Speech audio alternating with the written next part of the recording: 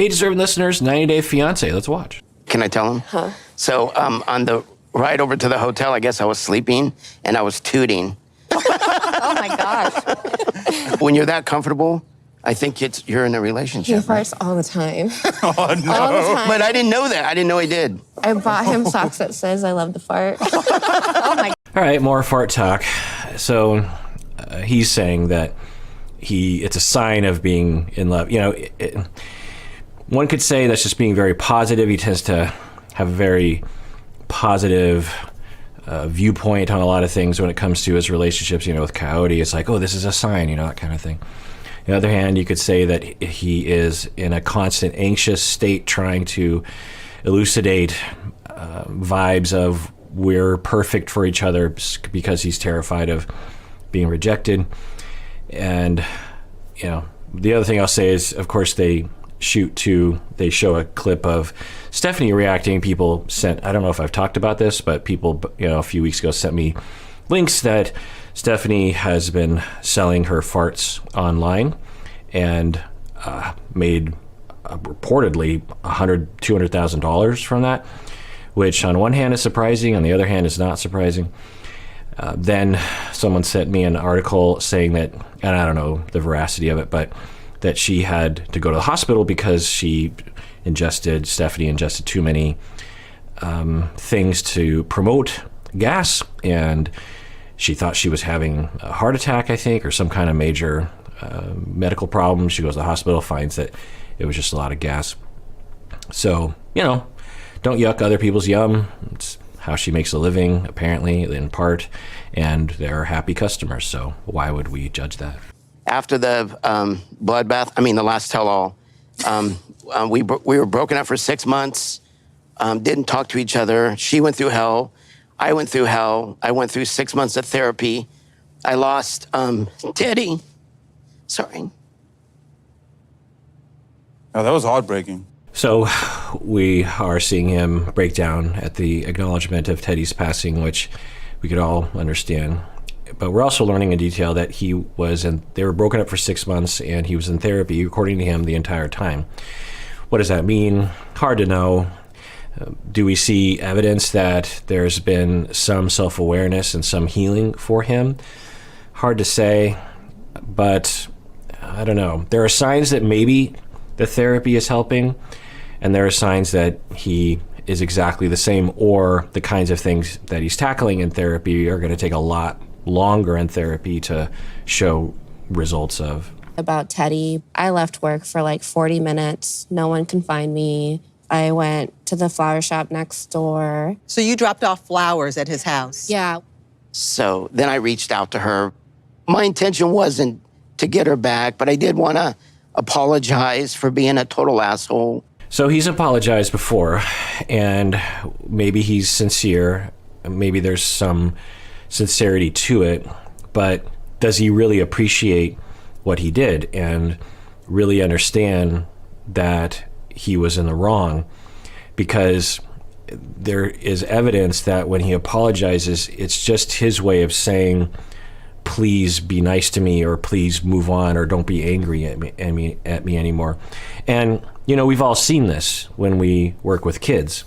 It's not uncommon, not all kids, but many kids will learn this game of, like, they'll say sorry, but they don't really mean it. It's just reflexive. It's just sorry, and because they're trying to get people to not punish them, or they're trying to get them to get other people to stop and back off or something.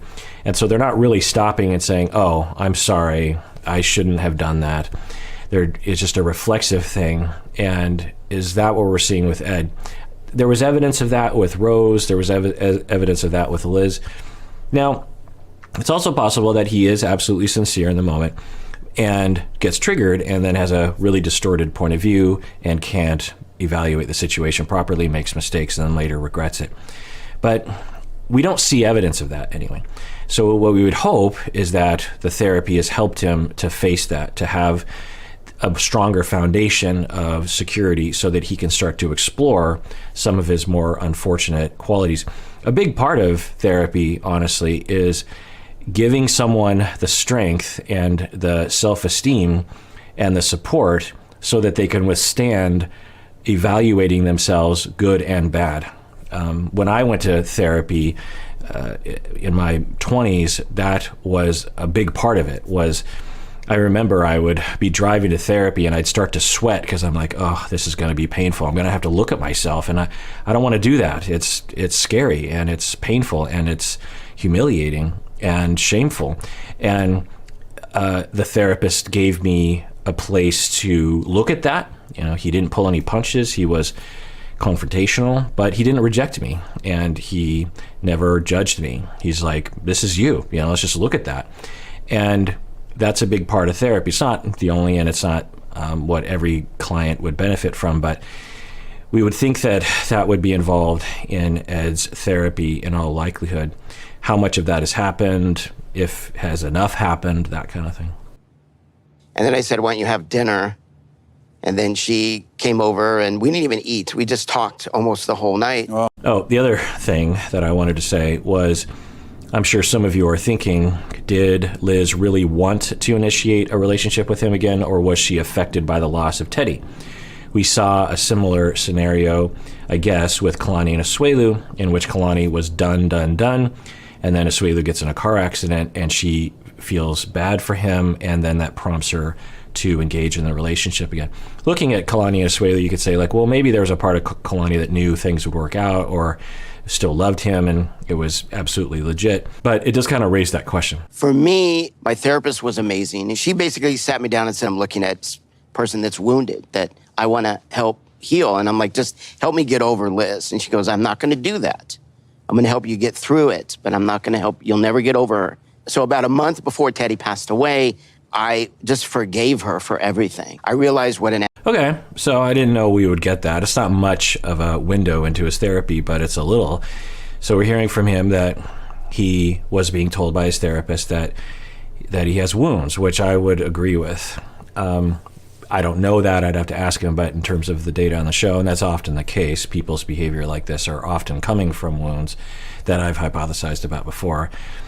So that sounds promising. Also, there are many different kinds of therapists, and the kind of therapist that I would hope Ed would work with would be the sort of therapist that would talk about emotional wounds instead of skill-based therapies, which can be fine, but I don't think that that's what Ed really needs. So that's promising, but we didn't hear much beyond that, right? But maybe I'm encouraged by that. Asshole I was, how I treated her, and I just didn't know how to be a boyfriend.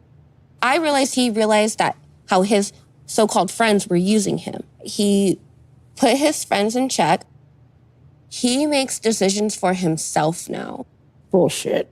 Okay, I'm a bit lost. I think what they're saying is that Liz has helped Ed to draw boundaries with friends who were using him as a doormat or something, which is hard to visualize, but we don't know. We don't know Ed's full life. He has a lot of relationships, and that's possible. So that's what Liz is saying. But what does that have to do with the way that Ed treated Liz and his explosive, I think, jealousy and criticism and attacking when he felt like he was being rejected slightly? And my biggest thing with him before was he had everybody in his ear telling him what to do. What I recently found out is anytime he broke up with me, it wasn't him messaging me. Oh, no. Oh, no. I mean, maybe that's true, but that has the reddest of red flag written all over it. From that, we could infer that Ed blamed his friends for all the times that he broke up with her, which is possible. We weren't there, but I have a hard time seeing that. Might his friends have been giving him the sort of things that friends will say? You'll hear me say this all the time in the show. It's like you go to a friend about your problems with your partner, and 9 times out of 10, your friend's going to say, break up. It's easier to say. It ends the conversation. To the outsider, it's an easy solution, not only to your problem, but to their problem, because they don't want to listen to it anymore. I mean, they don't want to not listen to it, but it's a messy situation that they want to be tidy. And if you break up, it just ends that whole thing. So did they say that to him? Quite possibly. I wouldn't doubt that. But that's what Liz's narrative is at this point. That all of our problems in the past were because Ed didn't have boundaries with other people in terms of being a doormat, and he was too influenced by other people. Is that possible as a factor?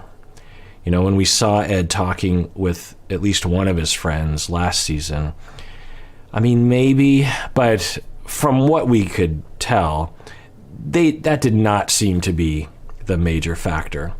The major factor seemed to be that Ed is, I think, operating from a constant schema of rejectability and worry of abandonment. And so he has learned or was socialized or rewarded or modeled that he has to game situations such that people will love him, and he can't really be authentic. He can't be himself.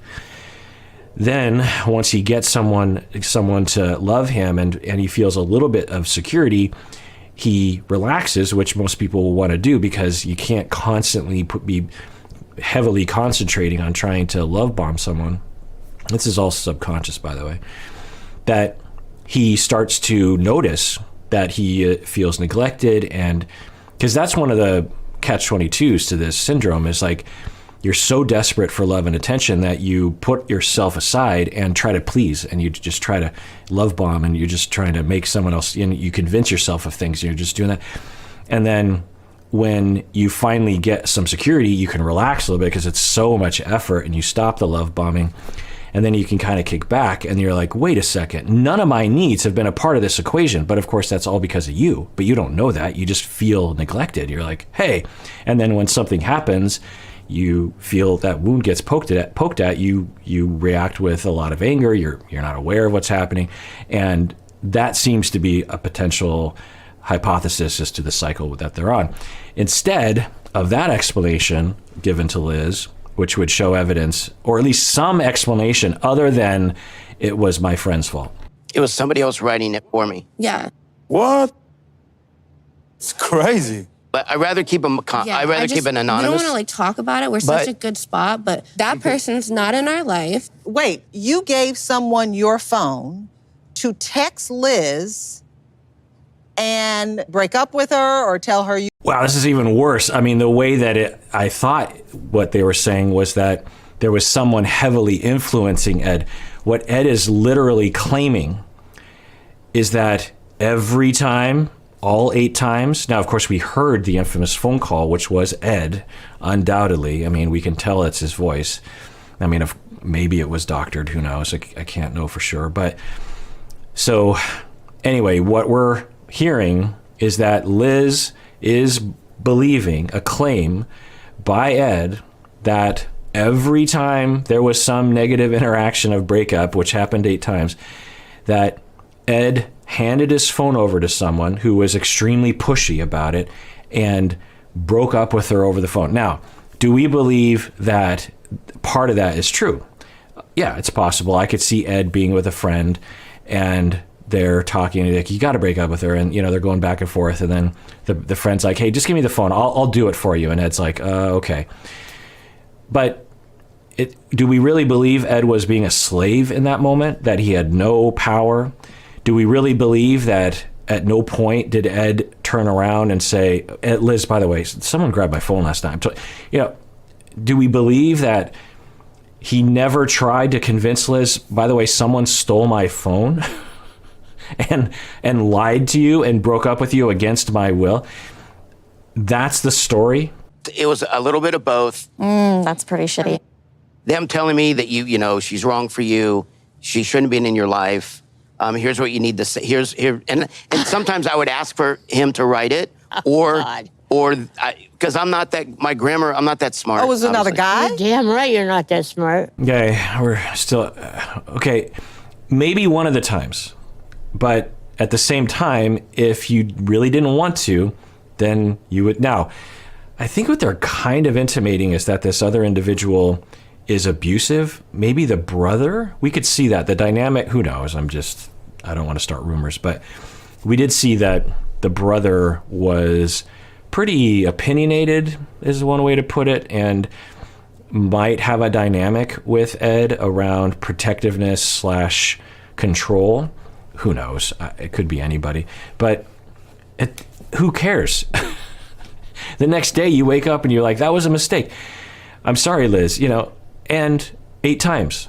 And additional fights aside from those 8 times. Hey, deserving listeners, as y'all know, I am constantly recommending that people go to therapy. We all need therapy from time to time. Well, one of the options available that is definitely worth checking out is BetterHelp. If you're looking for a therapist, I would give it a try by going to betterhelp.com/Kirk. Make sure you use the promo code Kirk because you get 10% off your first month, and it really helps us out. As you watch these videos, I know many of you have been motivated to find your own therapist, which is great because you deserve it. And I know also that it can be hard to find a good fit, find the right one for you. Well, one of the options available in terms of your shopping is to go to betterhelp.com/Kirk. I've been told you can start communicating with your therapist in under 24 hours. You can message your counselor at any time. Plus, you can schedule weekly video or phone sessions. I've also been told that it's often less expensive than in-person therapy, and you should know that this service is available to clients worldwide. So go to betterhelp.com/Kirk to get 10% off your first month today. This was then, and this is 6 Well months stated. later where we're at now. Oh my God. Promise me don't marry him for a while. At least don't marry him. We could have already been married, and we're not doing Liz, you that. got to wake up. And you're not in love with her. You're using her. You are desperate. Who's You're not? desperate. Yeah, who's not? Debbie calling the kettle black. So, all right, hypothesis time. So, all that I said is still in the hypothesis, but if I were to shortly say it, shortly, is that a word? Yeah, I'll be there shortly.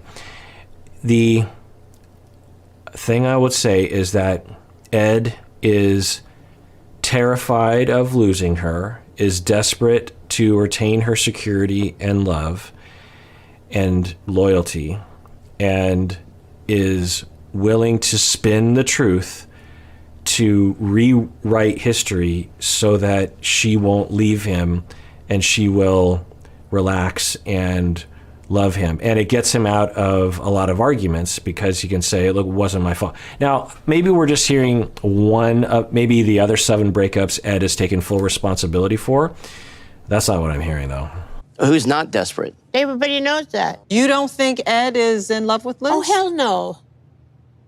No one can tell you who to love. No one knows what's in your... How do you know what's in my heart? Yeah, and this really can be applied to the entire internet. Not y'all, because I will read your comments, but I see a lot of people talking about Ed as if he is a grooming pedophile, psychopathic, malignant narcissist. And it's possible, it's possible that Sean is one of those people. We can't know from watching the show.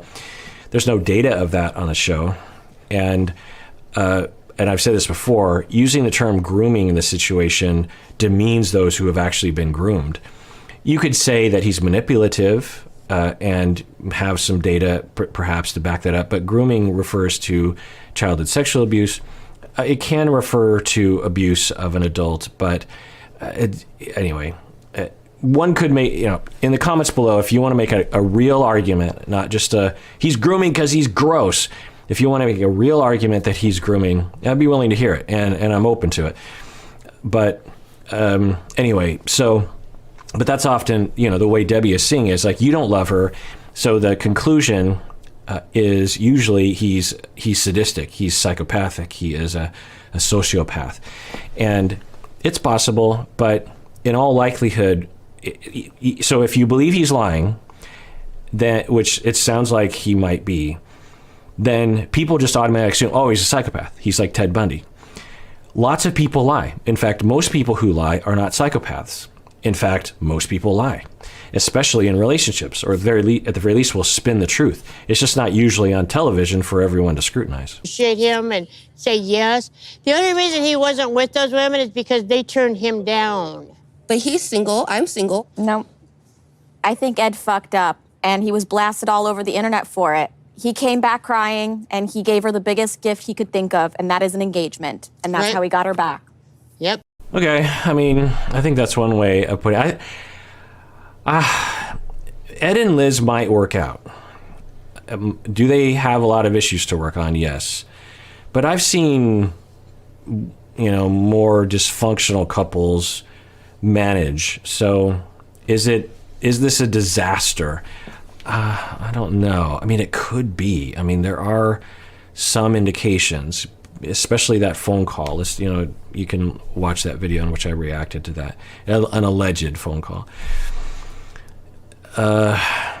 But, is he slightly narcissistic?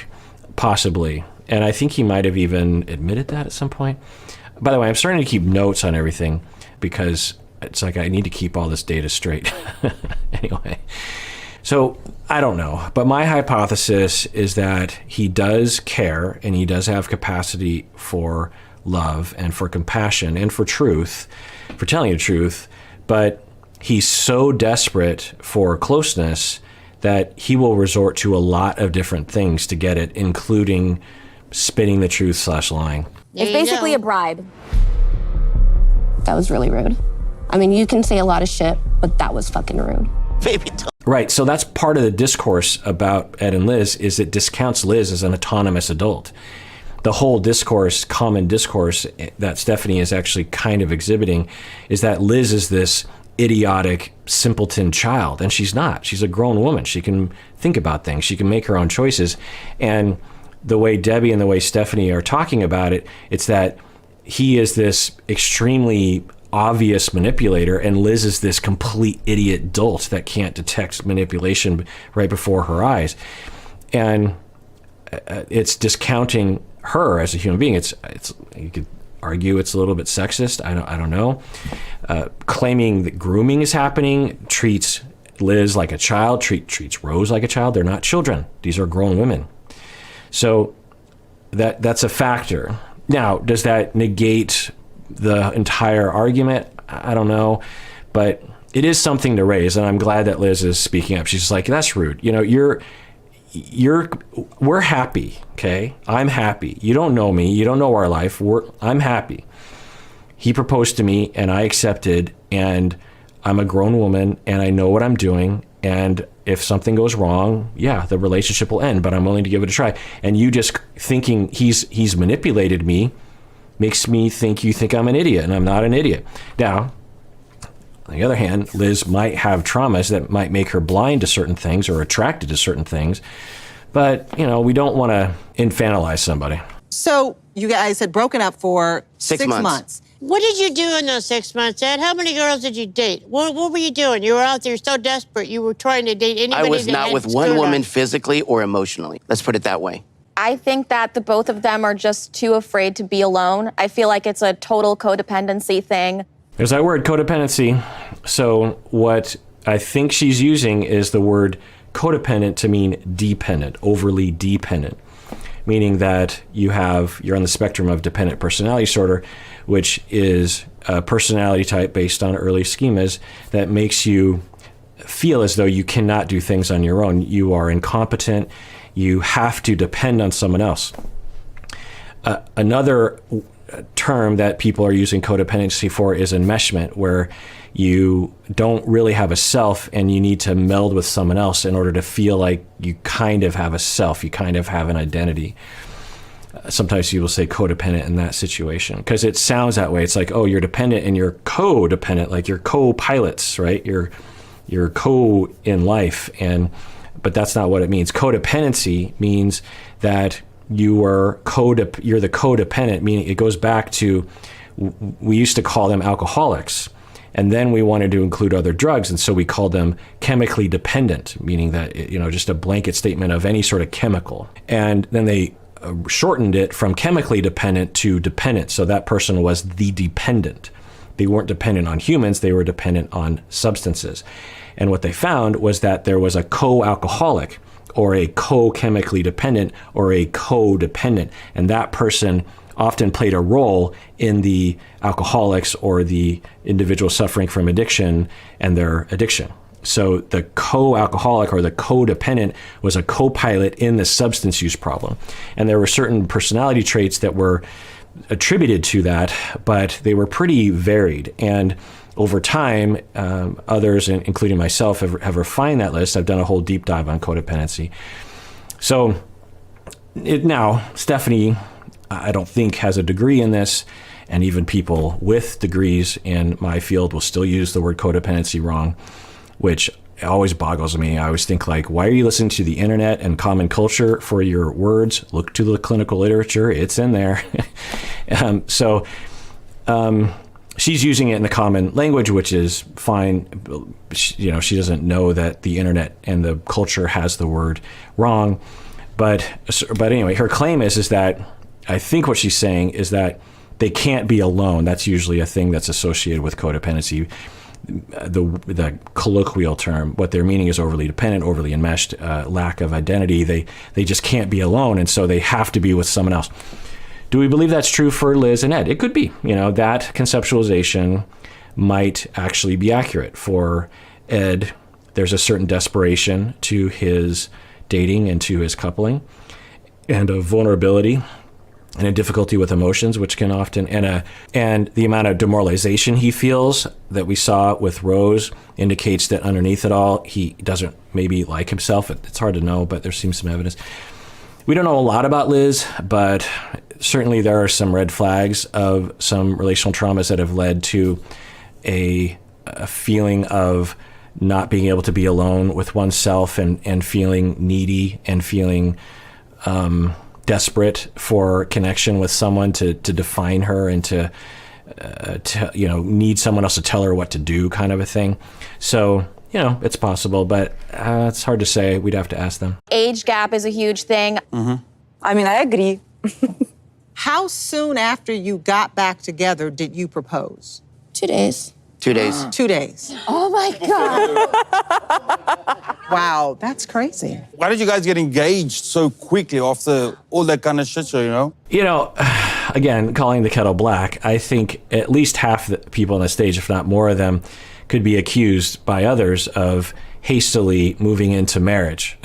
So to yell and accuse and laugh at Liz and Ed for moving quickly, I mean, one could argue that they gave it a lot more time than a lot of these other people did. And I'm not judging any other people, by the way, but for them to judge, for the crowd to judge Ed and Liz is a little notable.